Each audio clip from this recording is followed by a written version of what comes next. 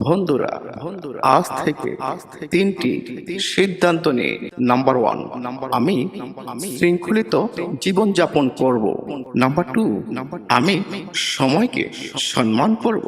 Number three, আমি প্রতিদিন নিজেকে 1% উন্নত করব।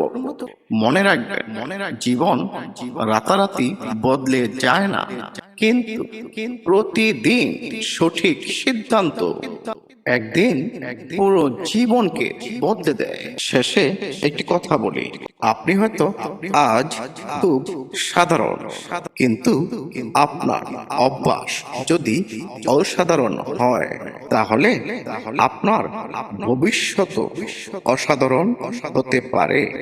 কারণ সফলতা কোনো ঘটনা নয়, সফলতা হলো প্রতিদিনের ছোট ছোট অভ্যাসের ফল।